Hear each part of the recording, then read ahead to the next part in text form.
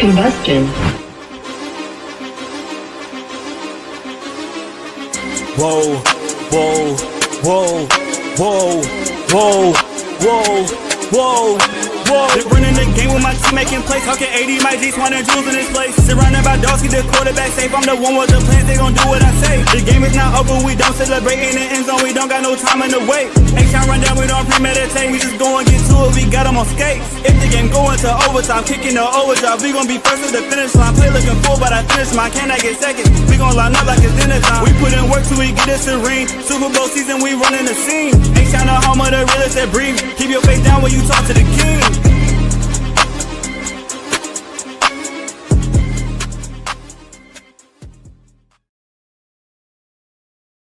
What up, y'all? Welcome back to another episode of the H-Town Rundown. This is your boy, AD, and I got my co-host in the building. We got Clayton in the building. What's up, man? You already know what it is. It is playoff week. And how you feeling? Feeling good, man. Feeling good, man. It's look for teachers, back to school week, right? But like you said, playoff week, we good to go. How about yourself, man? You all right? Oh, man, look, another day that we here on this earth is a great day to be a Texan fan because right now the Texans are scheduled to be in the playoffs playing Monday night, not Saturday, Monday night against the good old Pittsburgh Steelers at 7 o'clock. Yep. Y'all make sure that y'all go ahead and tune in and watch the Texans ride to victory in Pittsburgh and send Aaron Rodgers to the retirement home. But definitely, man. I'm feeling good. I'm feeling great right now. We had a hell of a season. Oh yeah, look. Speaking of, oh you got it. Speaking of Colts fans, yeah, Juan. I mean, shout out to Juan, our favorite Texan / Colts fan. You know, Juan is a avid Colts fan. He bleeds blue. Don't know if it's Liberty blue or that good old Colts blue, but he bleeds blue. Shout out Juan. Yeah, we sending Tomlin to his next team just like John Harbaugh got let go. That's crazy. That's crazy. And we'll talk about that too.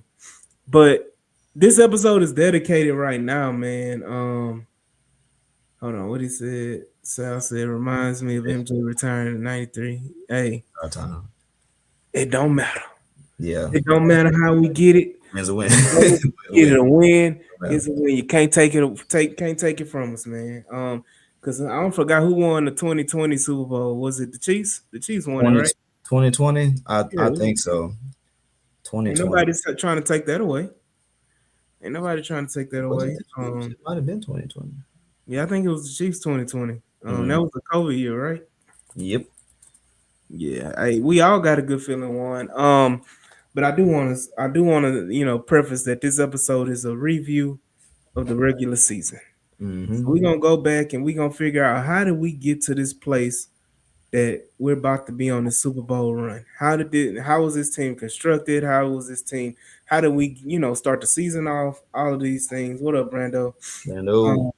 How do we, start the season off so bad? And what was the turning point in the season? How do we get to the 9-game win streak?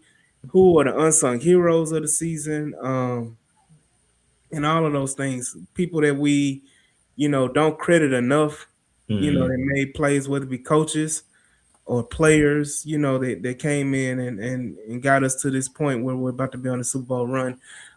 So definitely, Clayton, I'm gonna start this way. What are your thoughts of this season, the regular season? What are your thoughts about it? First of all, the fact that it's over already is crazy. It feels like just yesterday, man. We were, I was at another brother of mine's house, man, and we were watching the Rams game and, watching the Texans get a ball punched out to fall to 0-1. And what a gut punch that was.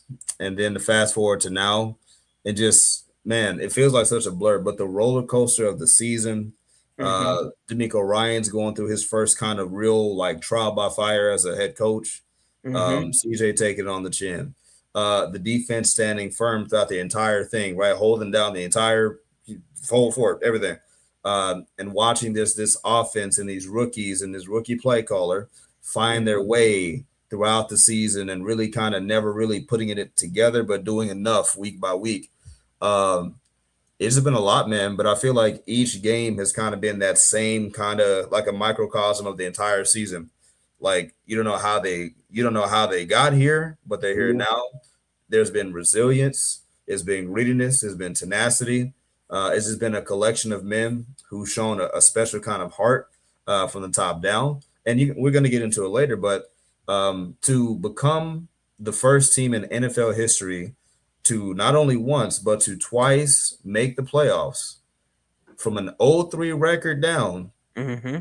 and make the playoffs, that's a monumentous thing that you cannot erase, right? So Yep. um, yeah, man, that's kind of just the tip of the iceberg, but it's crazy that it's already over.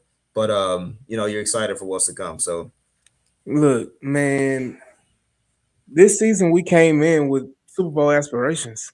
yeah, We pushed the AFC representative Kansas City Chiefs to the brink in a divisional round with a porous offensive line. Look, yeah. So with a porous offensive line and missed opportunities in that game in the divisional round. Um, yeah, I posted it. Yeah, boy, shout out Aaron Glenn, man, and the Jets, man. that's crazy. Bro. How you a DB as a coach and you, bro? Well, I Anyway, mean, yeah, I mean, there's levels to the Jets dysfunction, man. woo, boy, You know, just to think of it going into the season and off season moves we made. With bringing in a CJ Gardner Johnson, with mm, re-up I and forgot about Daniil that. Hunter. Woo.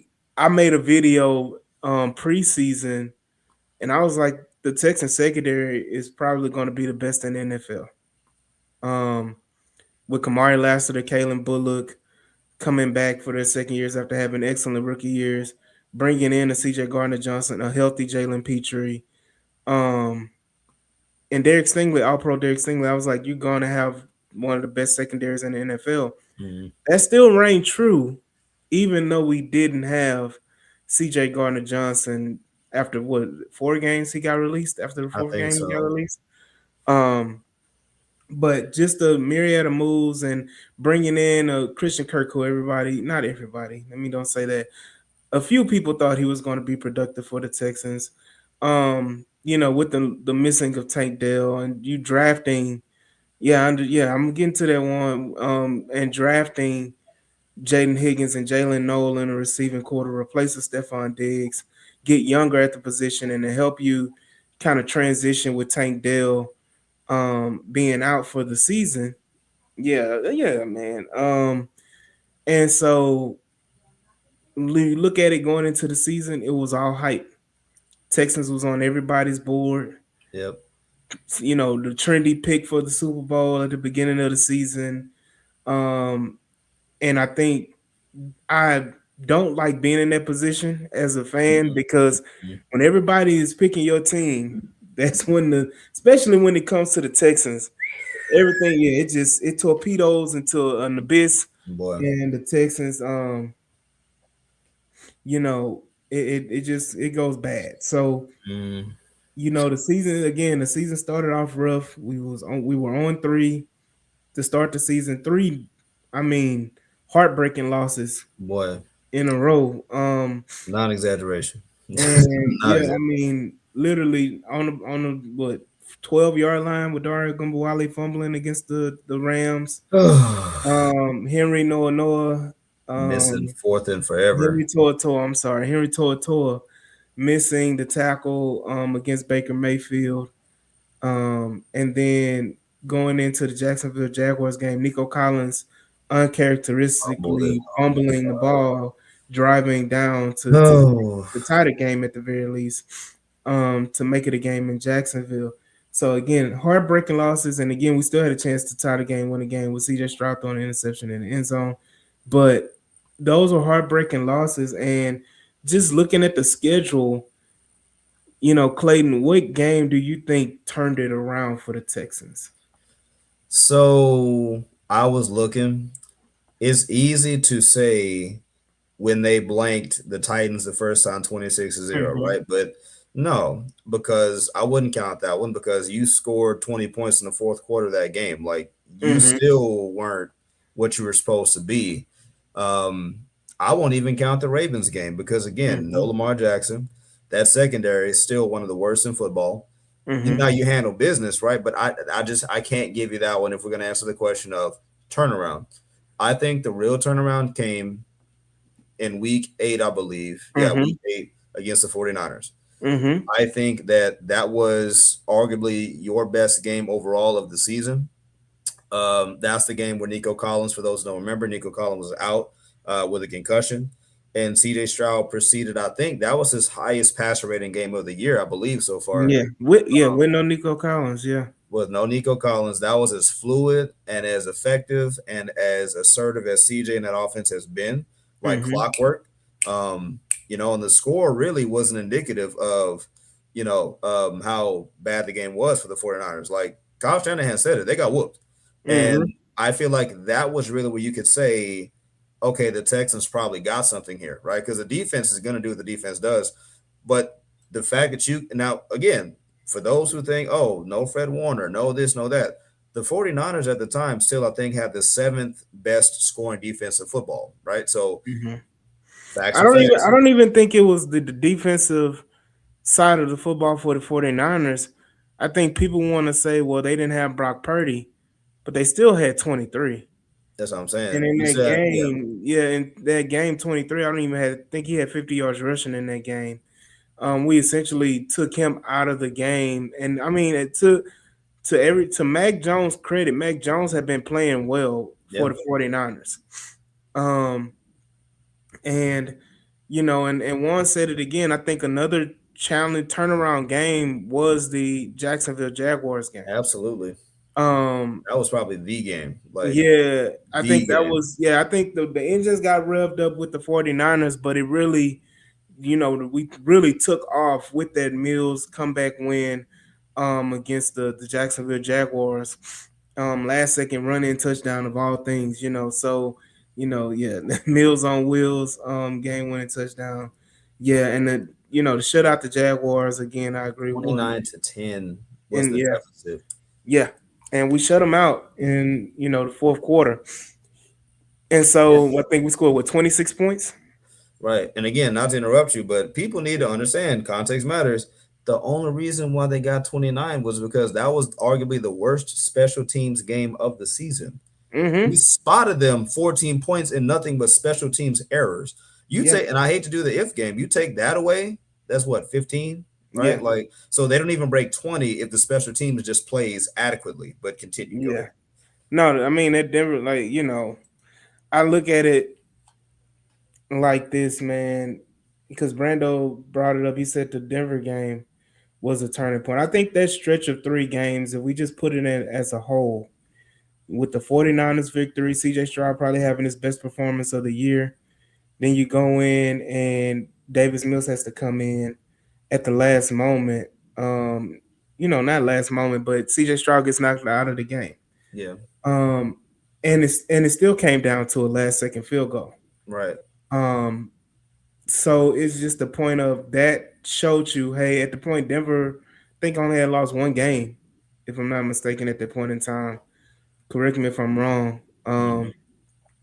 But Denver, I think that was a game where the team was like, hey, even without CJ, we were right there. Yeah. And in the whole season, and you look at all They 5 lost, losses, they lost two at that time. they had lost 2. Okay. I mean, it's not So that much of a difference, but yeah. Yeah, they were still like the number 1 seed going into that yeah, game. yeah, they were rolling. They were, Yeah, they were hot. So you look at it, and again, you look at this and at 3 games, period, what the Texans were able to do to kind of figure themselves out mhm, and figure out what they're going to be going forward. I think we always realized that the Texans were going to be a defensive team because of D'Amico Ryans, but yeah, in those 3 games, the defense showed up in so many different ways. You know, they had been showing up the whole season, but in those 3 games specifically, they kind of turned the tide into being the elite mhm, part. When you go look at San Francisco, who, like you said, had was the top 4 scoring offense in the yep, NFL, mhm, and you basically shut them down If I'm not mistaken, the score in it, yeah, they only scored 15 26, points. 15. Yeah. They have been scoring 20, 30 points a game up to that point. You hold them to 15, even with Mac Jones, or whatever, without Brock Purdy. And it took Then, some fluky catches too. No yeah, disrespect, but it took some circus catches to even get 15. So yeah. And so you go in, you have a hell of a defensive performance then, and you're able to run the ball effectively, and you're able to figure out. I think at that point, that was the turning point that you figured out that Woody Marks was your guy. yeah, um going forward as the starting running back, and you kind of faded out of the Nick Chubb. Shout out Nick Chubb, who's still been a productive back coming back from those two major surgeries, hmm but you kind of figure out what you want to be and who's going to be the important players as far as your offensive and defensive personnel. hmm Then you go into the Denver game, and it took Denver everything they had to even get down to the last second field goal. Let us not forget it took a crazy Bo Nix breaking three tackles and going, running 30 yards down the field for them to even get in that position, or that's an overtime game.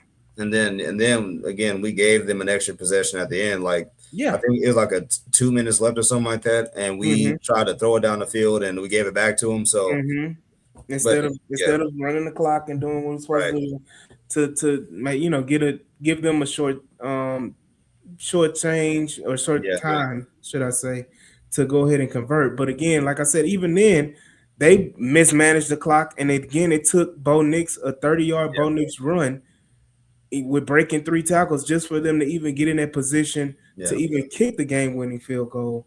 So, and the defense played a hell of a game. Again, that offense was one of the top in the league, scoring points. They had just, if I'm not mistaken, didn't they just have that Giants game right before that? right before that, yeah. Well, I think they dropped. Let me And they had see. dropped like 30 points in the fourth quarter. Actually, no, they dropped 44 against the Cowboys the week before, Okay, okay, which is even worse because they scored yeah, 33 against the Giants, but then they upped it to 44, and then you brought them down to really 15 points yeah, after that. yeah. So I swear I thought that Giants game was before ours. It was two Um, 2 weeks before. it was two. So again, they scored 44 against the Cowboys, and then the week before that, they scored 33. 30 in the fourth quarter. Right. So you look at that situation, and then you hold that team to 18 points, 15, like you said, in the last second field goal. Yeah. Defense is showing up, proving again. Then you go into the Jacksonville game, and you go into that, and you're down. Like you said, we spotted them 14 points on special teams. A punt return was a punt return and a kick return, right? It was I No, think we was it a fumbled. punt return? It was a fumble, I think. I But I'm think it saying, was a what punt return. wasn't was it a punt return or a kick return?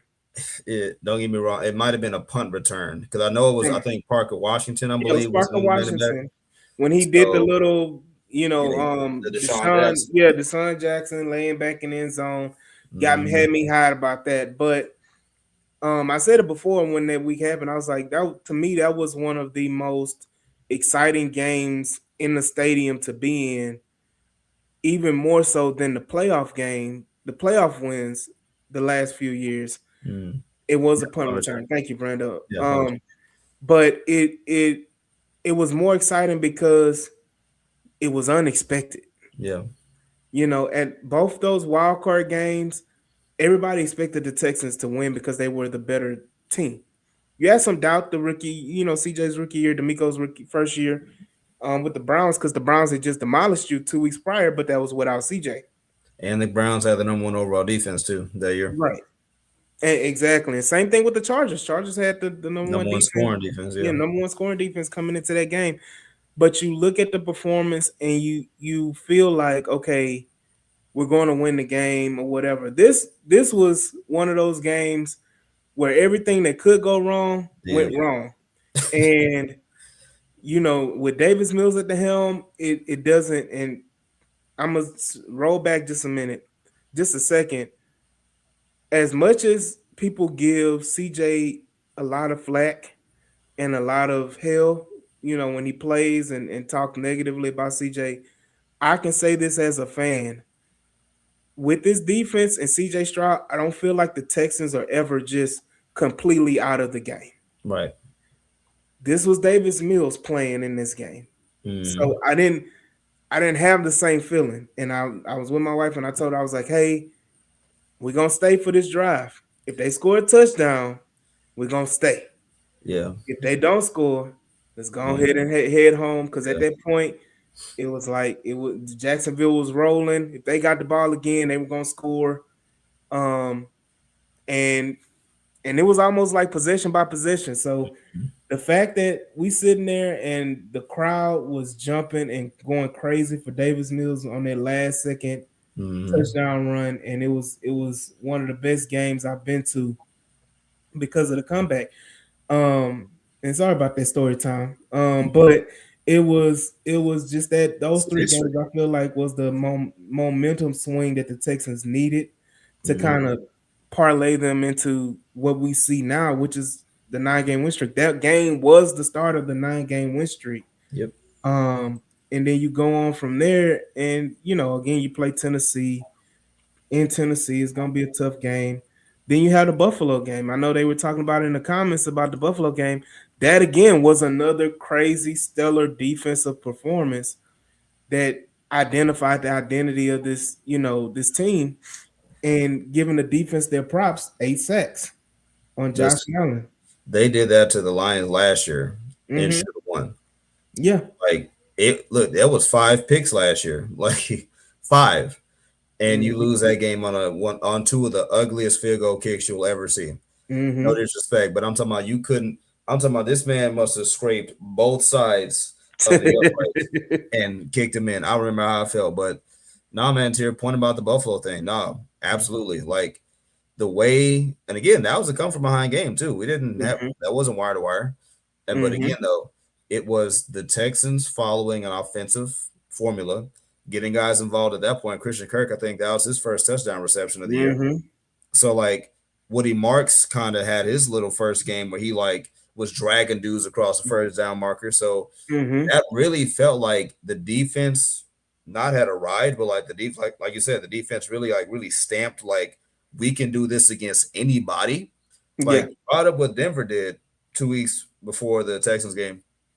The week before Buffalo Houston, Josh Allen had 6 touchdowns by himself, Hmm. Yep. 3 passing, 3 rushing.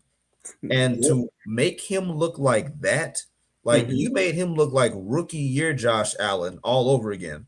Where you had this man running in the backfield in circles, taking 20 plus For yards. his life. For his Bro, life. listen, you had this man not knowing what to do, the whole offense in the chokehold. And it again, even for Buffalo to make it close, they had to resort to hook and ladder type methodology Hmm.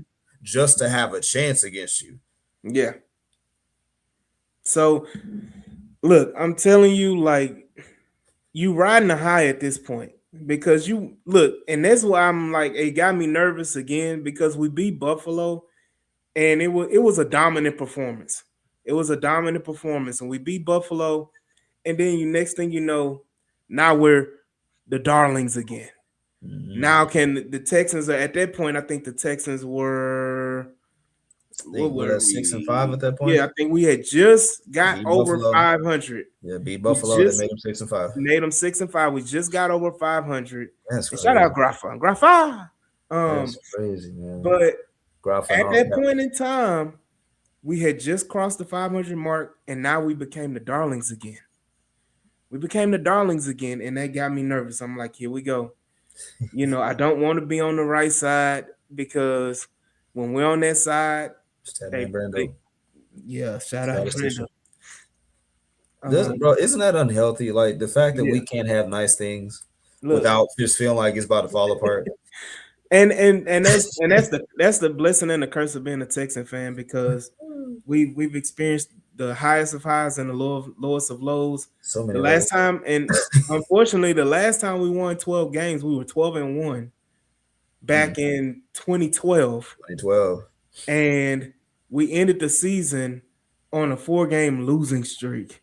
Bro, I When remember that and year. all we had to do was win one game, and we're the number one seed in the playoffs, I remember that year. and we lose to the lowly Vikings at the time. Adrian Peterson runs up and down on us, and we end up on a 4-game losing streak, and I'm sorry, a 3-game losing streak, and we miss out on the number one seed of the playoffs, and it was heartbreaking because then we don't have to play the Patriots in the second round, who went on to play in the Super Bowl and all these things. So it's just a lot of trauma as a Texan fan. So Boy, you what? gotta you gotta bear with us, but you look at it now and then that just snowballed into consistency and stacking games and stacking days. And you go in the next week, you play the Colts, and the Colts riding high. Mm-hmm. Colts fans talking all that trash Talking and greasy, all that, and real greasy. we end up CJ has another stellar game. Even though DCL. he threw an interception, that's his first game back from the concussion. And again, that was we talked about off stream. That was just Mhm. undisciplined CJ. That was not, oh Yeah. man, tip pass and the coach really took that one. No, No, no, it no, was that was not that. it was a gift. That was a what? And but again, that was CJ Stroud's probably another one of his best games of the season. We Yeah. talked about his best game um being the San Francisco game. Mm-hmm. And then we are at this point where CJ Stroud has another good game. I think it was over 200 yards, no touchdowns. But did he have a touchdown in that game? I thought he had threw a touchdown to Woody Marks that game. Against the Colts, Yeah, I thought he had threw a touchdown to Woody Marks that game, if I'm not I'll look it mistaken. up. Or matter of fact, Brando might have it before I do. Yeah, Brando. Brando being a statistician, but But hey, nope, no touchdown passes. That was the game where Nico got the touchdown on that on little that reverse, yeah, yeah, end around, yeah. yeah. So, and I look at it like this, and I'm like, okay, we got the Colts. We beat the Colts. I mean, it's the Stroud House. Stroud House. Um. Okay, Nico stepped out of Yeah. bounds. Yeah, that was Okay. that game. Yeah. Nico Yeah. could have had him one, but he stepped out of bounds. Yeah.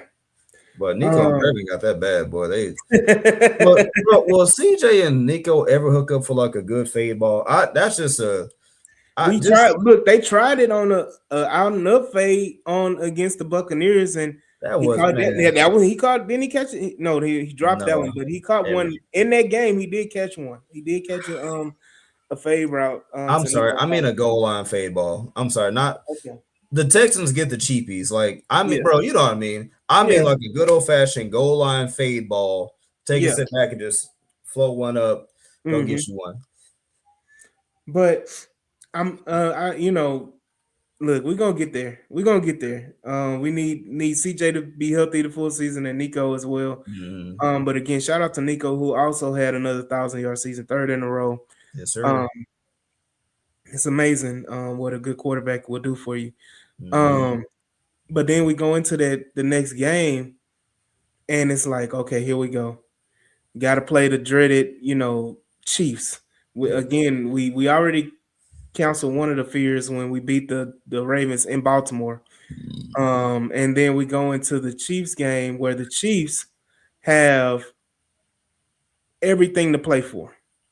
The Chiefs win this game. Statistically, they're in the playoffs. They lose this game, statistically, there's no way for them to make the playoffs. Yeah. Um, so I look at it as a game where the defense played amazing again. Jalen Petrie, one of his best games of his career. Against that, he had the highlight play that still goes around where he Sonic ring Rashid Rice. And he also had the tip to himself Mhm. interception. That defense was amazing. CJ Stroud played well enough to win that game. Mhm. And again, I think that game ended with Woody Marks closing it out, running the football. And so what did he say? Outside of the defense, that was one of the biggest contributions to the win streak. Yeah. Yeah. And I look at it again, man. We rolling in and we talking about the win streak now because we Mhm. didn't lose a game again the Which rest is of the crazy. season. So it's the ups and downs and the trials and tribulations and yes, we've had a yeah, Noah doing the Ray Lewis dance. Was it Noah? Yeah, it was Yeah, Noah. sure, yeah, Yeah, it it was was. Noah. And Um, all the ones he could have picked. yeah, and so look, hey, that's the time to do it. That was his first touchdown too. It's that it was a rookie. I'm talking about like first TD. Yeah, Just hey, that's the one. that's the one you got. That's the one, That's the man. one. You got Yep. to break it out. If it wasn't him, it would have been he. Somebody should have broke it out. Um, but you go in there again. You beat the Chiefs, and now again you're on a high. You only got a few weeks left in the season, Yeah. and you got two lowly teams in the Cardinals and the Raiders. And you go in and you take care of business, albeit in the Raiders game is a little shaky, Yeah. but you take care of business in those games, and you take care of business against the Chargers, and you do that. And the Chargers game, of course, shout out to Wheelhouse Media, shout out to Stressens, Mhm. Ruben, and Harley, and we had a great time because the H-Town Rundown was there. All three of us, as Birdman would say, um, me, Clayton, and Jules were in attendance watching that game, and that game was important too because you win that game, locks you into the Playoffs. playoffs. No Yep. matter what, you're in the playoffs, and the Texans defense again had a hell of a game. CJ Stroud had an awesome first quarter. Probably the best first quarter of his career. With those two deep shots to Noel and Jaden Absolutely. Higgins. So just to and to kind of round out the season, you go into this really nothing to win or nothing to lose because you're not. If you lose a game against the Colts at the end of the season, you're not out of the playoffs. Yeah. But you're fighting for the fifth seed, but now you have to put your trust in the backups because you got to rest your players. Yeah. I know D'Amico is kind of anti, but you still at the end of the day you got to rest your players. Of course. Yeah. Woody Marks got his well deserved rest because I think we had a kind of run and Joe Woody Marks was in the blue tent every week, man. Like every week we saw Woody Marks in the blue tent, and he needed that day. He needed that game to kind of rest and reserve. Soon, bro. Yeah, we do. Hey, we're gonna talk about that on Friday, man. Hey, real quick, I'm gonna let you roll to kind of touch on the Chargers game again, real quick. People need to understand something, right? Mhm. I do not try to be blame the referee guy. I Yeah. really don't try to be, right? But the referee saved Justin Herbert. Oh, People oh, don't yeah. understand that was about to be a complete demolition job. Mm-hmm. If you remove half of those flags, heck, keep some of them. Yeah. That was easily on pace to be an 8 to 10 sack game for this Texas. Mm-hmm. It was that bad. Yeah. It was that bad. And the referees, they were bad both ways. So we can't say it like they just No, weren't. I'm not gonna say that Nah. because the Chargers didn't get a penalty until the fourth quarter. Well, I say both ways because at the end it benefited us finally. Like we Yeah. got our one or two, but you're right. There was a point in time when the Chargers didn't have a single penalty, and we had 6-4. I forget how much, but it Mm-hmm. was that bad. Um, like literally handing them like 2 touchdowns worth of penalties. Like literally, that's what that was. Outside of that, the Chargers weren't moving the ball. Like I'm sorry, Yeah. that was game. That was it. It would have been Another crazy, boy. great defensive performance. Boy, that Yeah. was that was gonna be one of those like, man, yeah, just flush it. If you're a Charger, you don't even watch the tape. Like, just flush it. There's nothing watching there. But the Yeah. refs helped him, and I hope not. Like, Juan, bro, listen, I hope it's nothing personal against Clay Martin, but I don't know a bunch of referees by name. That don't mean I don't respect them, but ideally, as a referee, your job is to not be at the center of the game. Yeah. I It's know not- Clay yeah. Martin's name specifically, Mm-hmm. right? Every time I see that jawline, I know it's going to be some mess every single time. Yeah. And that's why I just hope that the officials let the Texans play their brand of football, right? Let both teams play. Let these men handle it. We Mm-hmm. still kind of iffy about last year. You might have lost anyway, but we still kind of iffy about the fact that, you know, some phantom calls went the Chiefs' way last year, right? We Yeah. don't want that again. And when Petrie laid Rice out, that kind of told me, oh, maybe there is hope that the Texans can be allowed to play their brand of football. Because Oh yeah, that we thought that was gonna be a oh, ejection, right? he Yeah.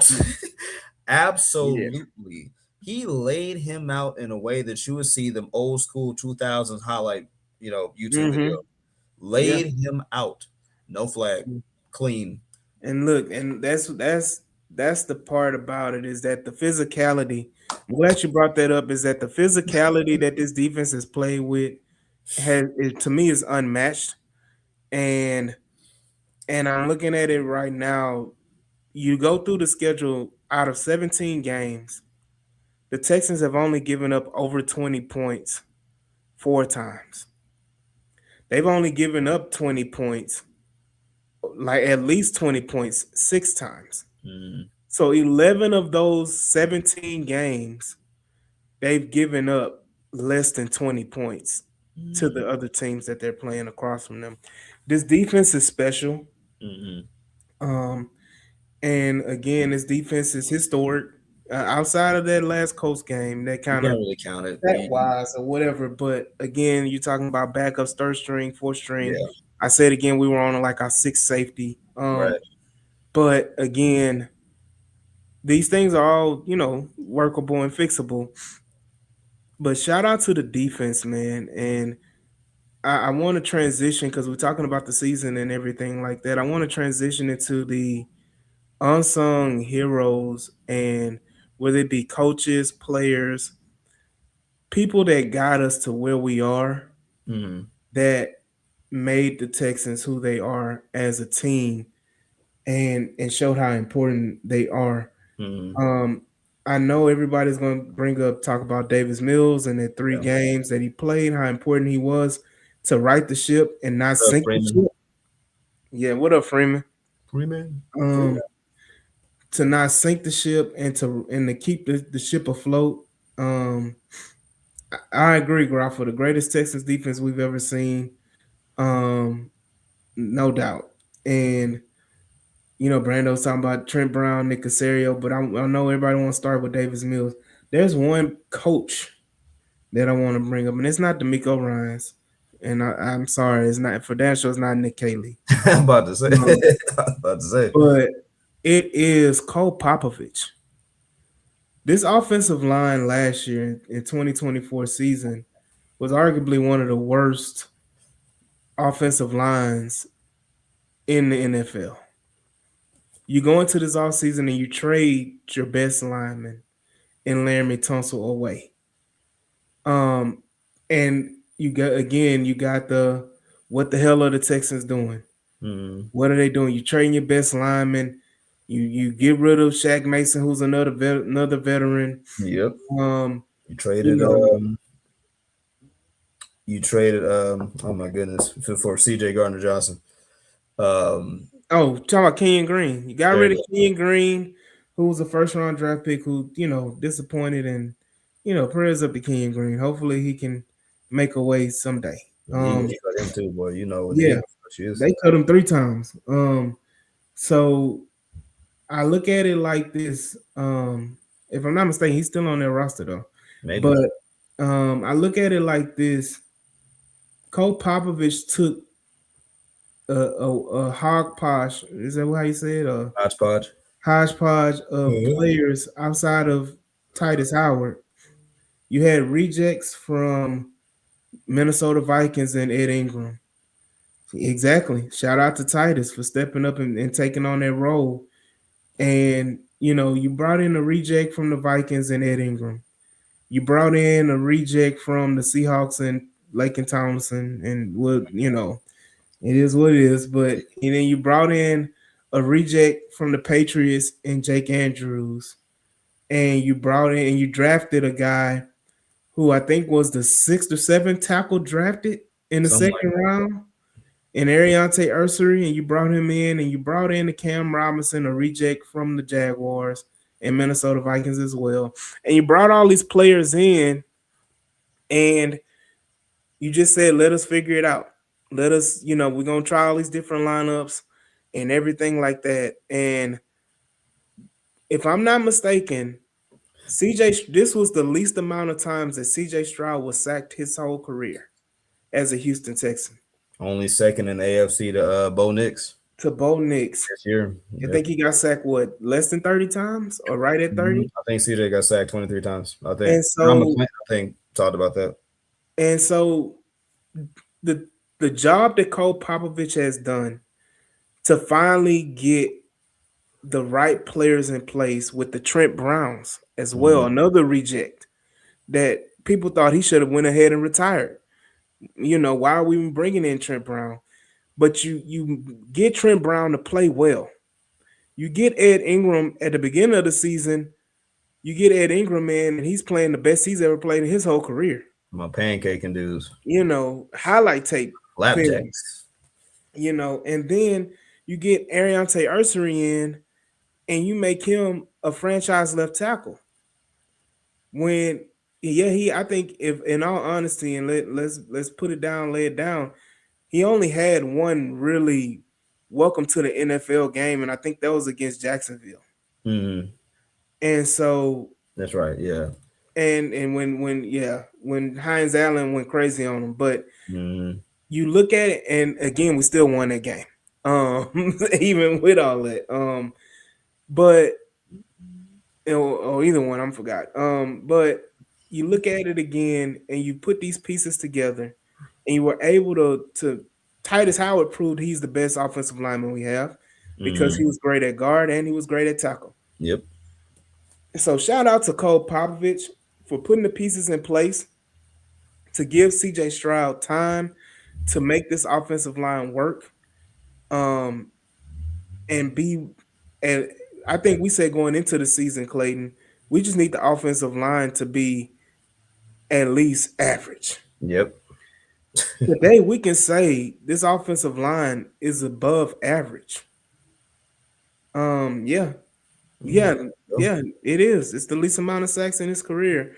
And you can tell that CJ Stroud has benefited from it. Mhm.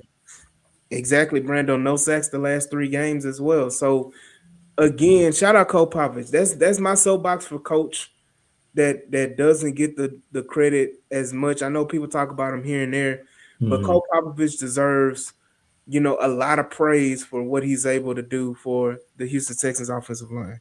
Mhm. Yeah, I'm gonna let you go next. Go. I have to say that's hard to follow. That's really hard to follow. That was an impassioned speech right there.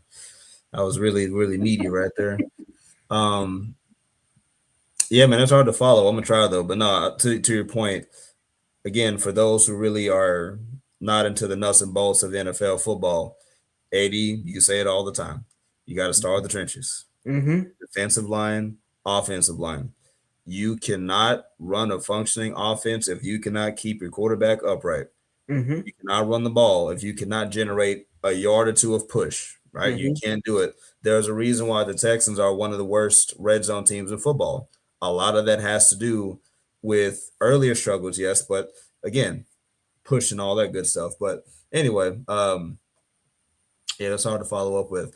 So I will go with my unsung. Does it have to be coach or It can be just my opinion? player, it can be front office personnel, it can be anybody.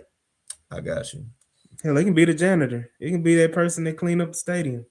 Mm, you know what?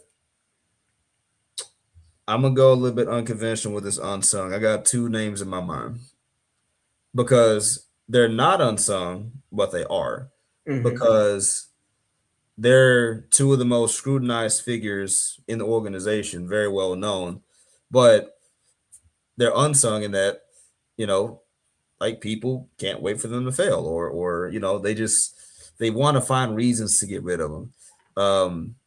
But actually, you know what? I changed my mind. Brando, doggone it, you right. Matt Burke. Mm. Matt Burke. Brando, doggone it. I was about to say either Nick Casario, CJ Stroud, but I like Matt Burke better. You know why? Because Matt Burke took over defensive play calling after week 3, right? Mhm, The story goes, the Miko Ryans, he made the decision to take a step back, become more of the CEO coach, as people say, to where now he needs to have oversight over the whole operation, right? He had to figure out what's going on across the board: offense, defense, special teams, heck, janitor, all the kind of stuff like that, training staff, everything, right? So it needed somebody to run his baby, to run his offense. I mean, I'm sorry, to run his defense, right? And Matt Burke, he stepped up to the plate. You know, Matt Burke has been the guy calling plays. According to all reports, accounts, eyewitness, like he has been the guy. Hence Mm-hmm. why his name has come up in the hiring cycle, right? And I listen, Matt Burke has gone from a guy to where you can legit ask, what does he do here?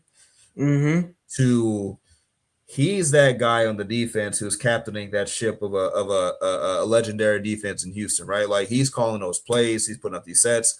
Like he's the madman with the headset on the sidelines who's weaponizing Jalen Petrie, who's sending Kalen Bullock, who got Kamari Lassiter putting up defensive end numbers in the secondary, right? Like Yeah. he's that guy. And a lot of this does not work if Matt Burke does not work out. If he Mm-hmm. does not manage his defense well and keep them in line, and bro, not just don't crash the car. He found another gear somewhere, Yeah. right? And he helped to add something there with his own ownership. So I want to shout out Matt Burke, man. Without his contributions, without him stepping up and Mm-hmm. really helping D'Amico be able to be more hands off with the defense and help D'Amico expand his role and his scope and really get on the rest of the team. And like you said, he's coaching his coaches now, right? Mm-hmm. Like none of this works if Matt Burke doesn't work out, right? So shout out to him. And can I sprinkle a little bit of why I was going to Yeah, say keep CJ and going. Nick? So the reason why I was going to say CJ and Nick, excuse me, um, is because even though they're two very well-known names, they're unsung because of the sheer volume of scrutiny that they get unjustly, right? Mm-hmm. Like starting with Casario, say what you will, I know I've said it, about how he got here. The fact is, he's been here since 2021, and he has engineered one of the greatest turnarounds in NFL history from a roster building standpoint. The salary cap was a disaster. The roster was trash. You were barren of everything. And when he swung that trade with Cleveland and trade Deshaun Watson, get you all those first rounders, and like you've seen the graphic a whole bunch of times. I don't got to go over it, Mm-hmm. but the trade that just keeps on giving, right? Mm-hmm. The fact that he got you CJ Stroud, then he traded with Arizona and got you Will Anderson, who's arguably going to finish as maybe your second, third, or fourth greatest defensive player in franchise history if everything stays, consistent and he progresses. Add that to his ledger. The fact that he's built one of the best secondaries in football, the fact that this whole defense is young, hungry, tough, smart, dependable, all those Bill O'Brienisms, like the Mm-hmm. fact that he built the layers and layers of players that we were promised when Bill O'Brien was here. Nick Casario actually did that, right? And he kept the money good and flexible. He has us in position to stay young for a long time. We still got draft picks coming up due to Washington Mm-hmm. and Giants. So Nick Casario has been more than doing his job. That's why I can't bring myself to say fire Casario because I can't ignore what he's built. I can't. When the national media is looking at the Texans and how they've rebuilt and said this is the standard for how you do it, we don't get that treatment for anything. Mm-hmm. And you got the Texans up there now as the standard for team building. That says a whole lot, right? That's why I said Casareo's unsung because a lot of people want him fired, but it's like he's probably a top 5 GM Yeah. right now. There's Howie Roseman. There's probably another guy or two, but Casario is right there. I And don't then want to. I'm gonna go. Look, before you get to CJ, I don't want to pee in your Kool Aid, but I'm still on the point of fire Casario. I'm still on the board of fire Sorry. Casario. But go ahead with CJ, man. Dang, bro, I done heard a lot of ways to rain in your parade to throw water on the situation. This man said, "Pee in your bro." Remind me, don't accept drinks from you, but uh, put me one of them little cup covers on it. Right. Again, yes, Nick Casario is not perfect, right? Mm-hmm. But I'll tell you this: for a lot of Rick Smith fans, what was the knock against Rick Smith? If you remember, a lot of people said he couldn't He draft could hit out a of home run on the first round. After that, it exactly, was exactly, right. So Nick yeah. Casario hits in the first round, second round, third, fourth, fifth. Jawar Jordan is a what? Sixth Six rounder, round pick. Yeah. right? Okay. So anyway, now to CJ, and I'm gonna keep it brief because I kind of was long-winded on Casario. Because do people understand that CJ Stroud already has set the mark in franchise history for most playoff wins by a single QB in Mm-hmm. Texas history? I don't think we talk about that enough. The fact that this man just passed up John Elway for second most wins by a first or second round, first or second overall pick, in NFL history, right? the fact that CJ Stroud has put up what now, 12 wins this year, 32-5, a 32-19 record, has known nothing but playoff football since being here. Mm-hmm. Like, do people understand that? And real quick, you know what? I'm gonna shut up after this. I'm gonna say this, and I'm gonna shut up, bro. I've been sitting on this. You said it, but I'm gonna add on to it. If I hear another person say, "Where's rookie season CJ Stroud?" like, I might flip my biscuits because it it's becoming one of the most laziest things to say when I hear that now. I get what people are trying to say. I guess you just think NFL defenses are supposed to be like, you know what? Yeah, go ahead and keep on torching us for 400 yards, 5 TDs, and 156 passer rating, right? The fact that defenses have adjusted to CJ Stroud, that is itself is a compliment. If the defenses thought you were a scrub, they would just let you be a scrub. They don't care about you because you're going to beat yourself. The fact that defenses have now been built to stop you from using your strengths and is forcing you to have to adapt, okay, that's number one, right? The second thing is all the metrics say this. CJ Stroud is playing his most mature ball. You may not like it aesthetically. It may not be the deep ball every time, but it kind of goes to my first point. Mature NFL football understands when it's time to hand off the football. Mm-hmm. Mature NFL football understands I would rather throw the ball 20 to 25 times and win multiple Super Bowls than to force it 50 times, put up gaudy stats, and never make it to a championship or win only one, right? So to get off of my soapbox, AD, if you will, that's why I was going to say Nick Casario and CJ Stroud. They're two well-known names, but people are just, I guess not counting Casario for you, but, you know, people have to understand what it takes to not only build a winner, but to sustain winning in the NFL. Mm-hmm. NFL history is littered with one and done teams all over the NFL, right? Parity, yes, that's systemic in NFL. But the fact that there are so many teams that just go up and down, up and down, the Texans, for the first time in their franchise history, have 3 playoff berths in a row. Mm-hmm. Every time before this, they've gone playoff, playoff, toilet, playoff, Mm-hmm. playoff, toilet, playoff, Mm-hmm. playoff, toilet. Look it up. We're not lying here. The fact that they have found a winning formula and everybody is buying in, yes, it's imperfect, but from Casario to CJ to Matt Burke, everybody is buying in and doing what it takes to win, right? And it's not going to be the most aesthetically pleasing, but it wins football games. Nobody cared when the Chiefs were winning games by 1 point all season last year Last second, and almost won the everything. Super Bowl Yeah. doing it. So stop saying stuff now. So Yeah. I'm not gonna feed into none of that stuff, right? Like, he's in year 3. The man just turned 24 years old. He's one of the best quarterbacks in football when he's on, right? And Mm-hmm. yes, nobody can win a championship by themselves. Jordan didn't do it. LeBron didn't do it. Kobe didn't do it. CJ Stroud can't run, block, pass, protect, pull out the water bottles. Like, he may not be what you want him to be, but he wins football games, and I'll take that all day. Yeah. So anyway, I'm Look, I'm gonna say this. CJ Stroud deserves the criticism and the critique because heavy is the head that wears the crown sure. because he is the franchise quarterback. So he is always going to be the most scrutinized player on the Houston Texans, regardless. And that comes with the job. Yes, CJ Stroud has some things to work on, and that's fine. But again, he has again played very, very well. Um, and CJ Stroud is getting there. And again, if CJ Stroud just again limits turnovers and the defense is going to give you the game to win. Mhm. Um, and they're going to give you the game to win the Super Bowl.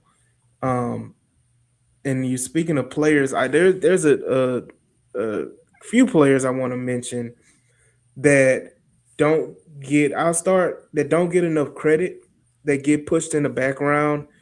Um, you know, I'll start by one of the most obvious is the Neil Hunter is one Mhm. of them the Mhm. most unsung hit guys. Another Disrespected. 14 disrespected, Disrespected. Call didn't it what it even is. didn't make a Pro Bowl. That's crazy. Should be an All Pro. 14 sacks. Another 14 sack season, his third of his career that he's had 14 or more sacks. Shout out to Daniil Hunter. I'm gonna stay on the defensive side of the football. Tommy Togiai. Mm. Tommy T. Oos. Shout out Oos, and he's played a hell of a year. He's had a hell of a season, and he essentially has entrenched himself as a starting defensive tackle for this team, and he's played extremely well. I'll go on the offensive side of the football, and I'll shout out Woody Marks. Woody Marks has stepped up and played extremely well, and now he's your go-to back in a season where you weren't expecting him to be there. You was expecting him to be a complimentary back, but Joe Mixon injury happened, and I'm not gonna go down that rabbit hole of drama with Joe Mixon, but the Joe Mixon injury happened. Nick Chubb isn't what he was. He's not the Nick Chubb of old. Mm. He's just the old Nick Chubb. He's Nicholas. Um, He's Nicholas. and so shout out Woody Marks for stepping up and stepping into that role and running with it. No pun intended. Or pun intended. And another is the two rookie wide receivers, man. Jaden Higgins and Jalen Noel. Jalen Noel taking over the special team duties and punt return and kick return when you know shout out Damian Pierce, but we needed somebody to take that role away, and Jalen Noel has stepped up and was able to handle business in that role. And he hasn't seen as much time on the offense, but like I'm telling y'all, and I've been telling y'all, it's just not his time right now, and that's okay. And that's okay. Um, and shout out to my wide receiver 7, wide receiver 6, Jaden Higgins. Being timely throughout Mm. the season when needed. You know, you welcome fans. You welcome. Um, the motivation tactics have I worked. see the disgust in Yeah, your face. You just, it's just the motivation tactics have worked for Jaden Higgins all season long. He has been productive and he has been timely. And when he is given opportunities, he has shown up and he has produced. So shout out Jaden Higgins and Jalen Noel and Woody Marks on the offensive side. 3 rookies who are key contributors to this offensive side of the ball. Um, again, Ariante Ursery. So mm-hmm. four rookies, should I say, that are heavily contributing to this That's crazy. offensive You're side of right, the man. We ball. got Yeah, super that's young, super young. should you could you count Jawar technically since he was never been I mean, I know he's not a real rookie, but like Yeah, and him at the end of the season, yeah, giving Woody a break, and giving him and being able to step in when Woody was hurt, as well as Nick Chubb being out. You got Jawar Jordan, who is the only running back to have 100 yards oh, this season, that's so pathetic. and Oh my so gosh, bro. That's so pathetic, bro. yeah, Oh, and look, Exo, you missed it earlier, and we talked about. I gave that came with the whole Cole Popovich spiel when I talked yeah. about giving Cole Popovich his flowers. Um, and definitely he deserves it. But again, shout out the rookies on this team that are making impacts, Yeah. young players that are making impacts on this team. Um, and I know he's getting a lot of hype now, but coming into the season, nobody really talked about him as much as they should have, and that's good old Kamari Lassiter. Mm, mm. Kamari Lassiter has transitioned himself into arguably a top 5 cornerback in the NFL. When you have an all pro on one side and Derek Stingley, who's not going to get targeted at all, Mm-mm. Kamari Lassiter is going to get all the targets, and he has showed up and proven day in, day out, and has made himself So much, money, so so much, much money, so much and money. he has made himself, if I'm not mistaken, he may be an all pro this year. Bro, listen, Go man. ahead. Bro, look, I was gonna let you cook. I was just gonna say something real stupid sounding, but it made sense in my mind. You remember Texans fans? I remember there was a time where we had D Hop and Will Fuller, right? And like you couldn't convince me that at that time that they weren't the best duo wide receiving core in football if everything broke right. Because D Hop was the do it all Yeah. receiver, possession, deep threat, anything you needed, he got it. Best hands in the league, Mhm. arguably. Yeah. Then you got Will Fuller on the other side who could pop you for 250 and 4 touchdowns, you know, without breaking the sweat. if he could just stay Mhm. healthy. I feel like that's what you're looking at with like in a weird way with Kamari and Stingley. Like their skill sets mesh so beautifully well defensively. You got Derek Stingley, who's like, I guess the D hop, if you will, the do it all cornerback who can take you deep, who can All block you pro. for the all Yeah. pro, anything you need. You can flip him to the offensive side of the ball. Stingley can probably get you 1 or 2 touchdowns. And then you got Lassiter, who just like I did not know coming out of Georgia, right? Like that he was going to have the ball skills that he has now. Mm.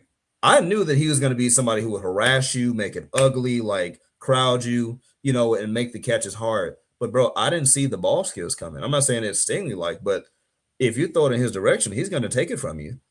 Yeah. Like, and it's not fluky. Like, it's not like some tip stuff. Like, no, I'm taking the ball from you, and you're gonna like it. That's what Lassiter does. Bro, I did a piece on Lassiter. Do you know Lassiter leads the team in solo tackles? Really? He leads, I guess, More than Aziz? of course, asterisk next to that after the game. But at the Mhm. time of when I got this information, no. So you got to specify total tackles. Aziz is one, and Toa was two. Mhm. Lassiter was number 3 in total tackles, and he cleared Petrie by 20 for spot number 4. Wow.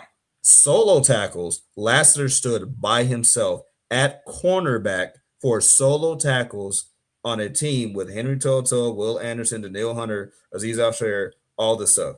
That's why I Mhm. said Kamari Lassiter is a pass rusher who just happens to play corner and who's darn good at it. He'll hit you. He'll take the Yeah. ball from you. Bro, he's tied with Derek Barnett for most TFL, well, not most, fourth most TFLs on the team with 7.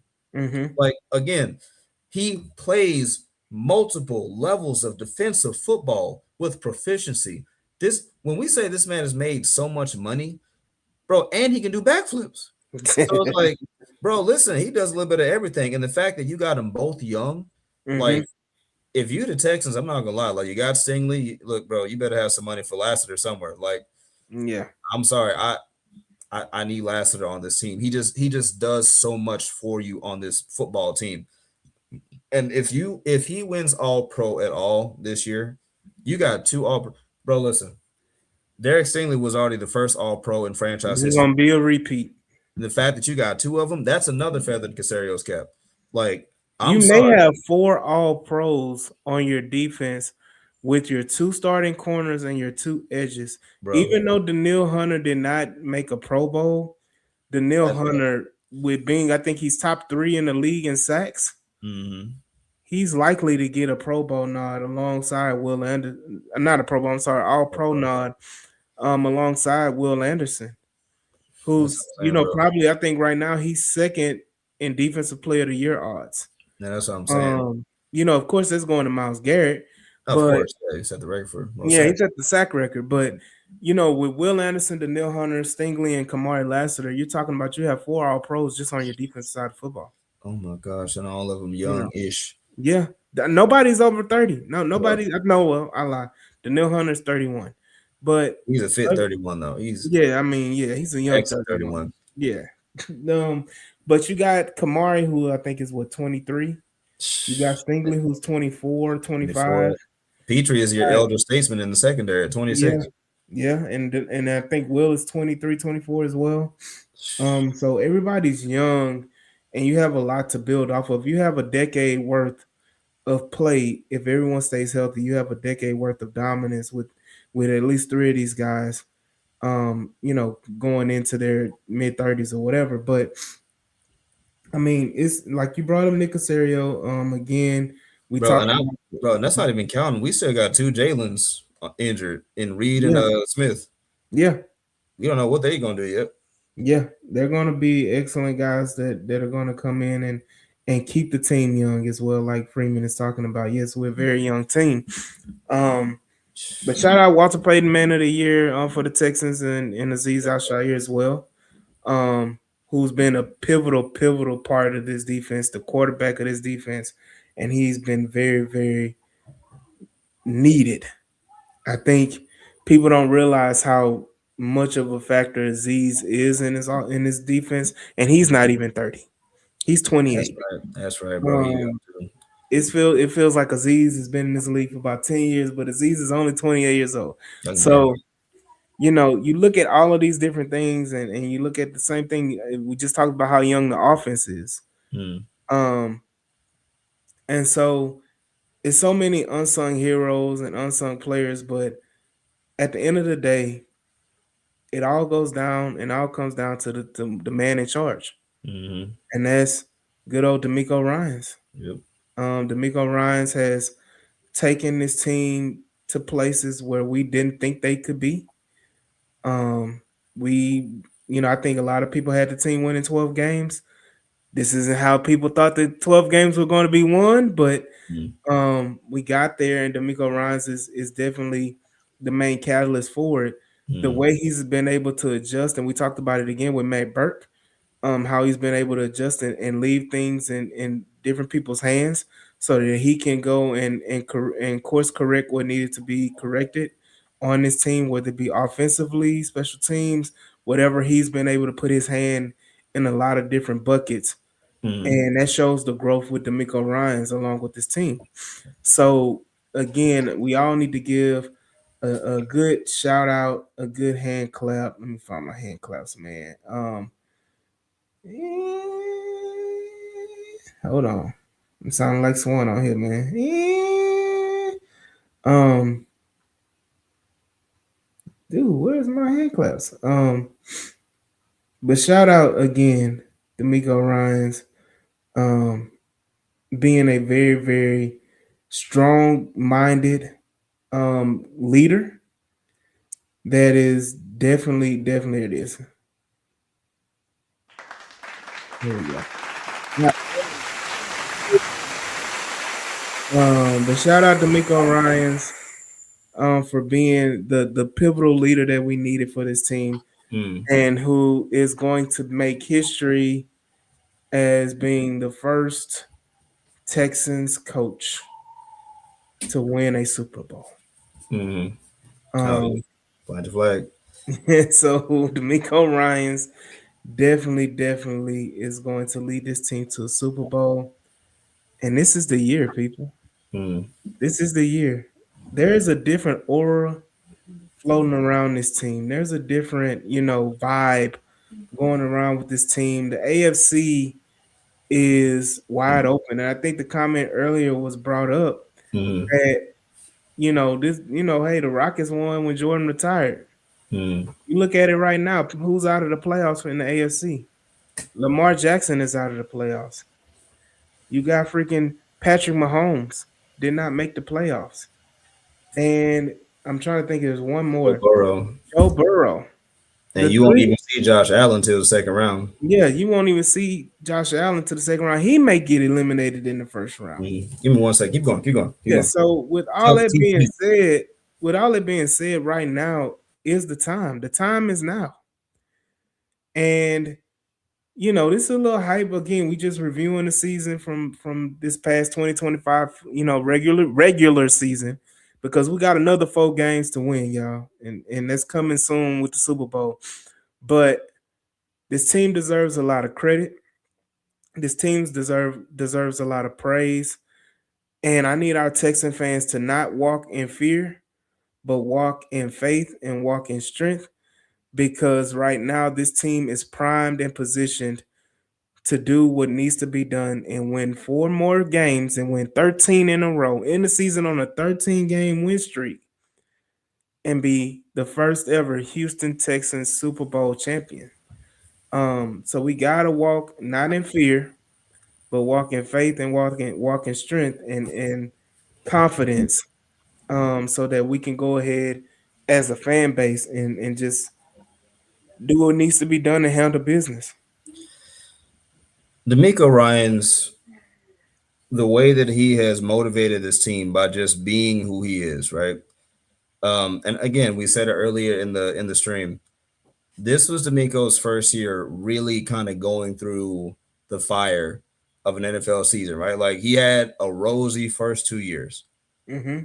Like Houston was used to nothing but losing, losing, and more losing, embarrassment and failures. But then D'Amico Ryans gets hired.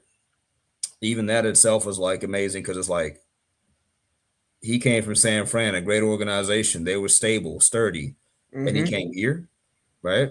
There Mm. was that. Then of course you got CJ Stroud, right? Every coach needs his quarterback. But the way D'Amico Ryans leads this team by just being nothing more than who he is. He's a man of faith. He's a man of character, of high character. Mm-hmm. Um, Not only is he a great schematical coach, he's just a great guy, family guy. Like he just leads these men well. If you listen to him in interviews, right? Like I forgot who he just did it with. Was it Lecrae? He Yeah. mentioned how his Yeah. leadership style. He doesn't have to, curse you out, be one of those old school bulldog coaches, right? That tears you down. Like, nah, he's encouraging, but he'll hold you accountable though, right? Like Mm-hmm. you can tell by his actions, he's serious about what he talks about. He's the right kind of edge for this team where, he pushes the envelope. He's a competitor. You will never be able to accuse D'Amico Ryans of being overly conservative more often than not. Mm-hmm. Um, we might have questions that he's working on, right? But you know, D'Amico Ryans is the right kind of motivator. He's not just a stabilizer coach to install a right. He's not just a stabilizer coach to install a culture. He can do that, but he'll also motivate and lift these guys up and say, okay, you know what the standard is. Now let's go win something. So that's what this is. And the fact that I still remember, and I'm not gonna lie, it kind of like not fear, but we're used to D'Amico being like happy, cheery, like Captain America, right? Yeah. When he looked at the media this year and he said, "You good?" You good? Like for me, that was like a switch of like, oh, right, like, oh, he's serious. Because Mm-hmm. he's always like just trying to stay positive, but that right there is as close as you'll ever get to probably to D'Amico like losing character, right? And the fact that he's led this team to a 12-5 record. And again, this is the same message. Like nothing flipped, nothing changed. He didn't throw guys under the bus. He took more on himself by trying to do less and, just stayed the same guy for these guys. Mm-hmm. I look forward to the post game locker room, speeches. I look forward to those things, right? Like, again, he keeps them focused on the future, saying, hey, listen, don't get complacent. We got more work to do. But hey, yes, let's enjoy the moment. Hey, y'all did that, right? You took what's in front of you, like all these things. And to see these guys really just celebrating each other, happy for each other's accomplishments, and really like anybody. Oh, yeah, absolutely. A whole bunch of talking sideways. But again, the fact that D'Amico handled his first real adversity filled season this well, um, that's only going to prove dividends for the future. Um, the fact that he's so young in his coaching career and he's been through this and he's won while doing it, right? Mm-hmm. Like again, keep in mind they've gone 10-7 playoffs, 10-7 playoffs, started 0-3, finished at 12-5. Man, But 10 games wasn't even the people weren't even looking at 10 games. It was yeah, like, bro, listen, can we just be 8? Can we get to 9? bro, Can we get listen. 8? And all this man has done is lead these men to clutch victory after clutch victory that they should not have had. Whether it's the Cincinnati Bengals game on the road, where you beat Joe Burrow in the first year. Whether it's your first playoff game de facto when you walked into Lucas Oil Stadium, and you beat Gardner Minshew. Granted, I don't care. You beat the Colts in a winning end game in year number 1 to make the playoffs. Then you drop 45 on the number 1 overall defense in the Cleveland Browns in year 1. Then you backdoor that. You had a broken offense, busted O line. You still dropped 32 on the number 1 scoring defense in the Chargers, right? You come the next year, now you're 12-5. You tie the franchise high in wins, and now you got the number 1 defense in football, if not best defense of the 2020s thus far, right? And the message has not changed. Go out, execute one day at a time, do your job, and that's it. And these guys feed into that because they know it works. It's not just like powder puff, cupcake cheerleader talk. They know it works. They see their coach living it and they've adapted to it. And again, it's a huge compliment that players want to come here. Like, we're not used to that. Like, you had guys like DK Metcalf and others who would float Houston as ideas. And no, not everybody came here logistically.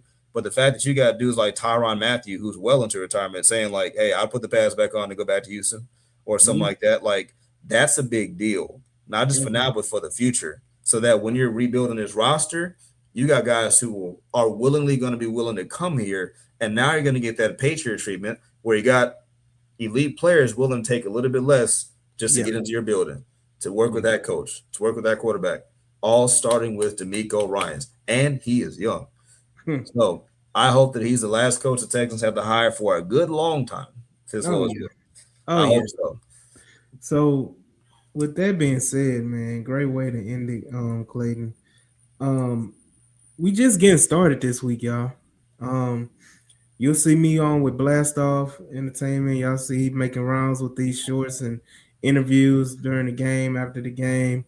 I'll be on with him tomorrow and Larry and Stafford. So y'all make sure y'all Ooh. tune in to that episode, and then Oh. we'll return the favor and have Blast Off on Friday, as we go ahead and preview this good old playoff run and Super Bowl run, against the Pittsburgh Steelers, and we'll break down the little matchups and what we need to do to win the game. I mean, it's kind of simple. Retire Aaron Rodgers and win, but um, he said D'Amico had a Lovie Smith beard. Hey, more power to D'Amico. But again, man, we y'all be sure to tune into the H Town Rundown on all platforms.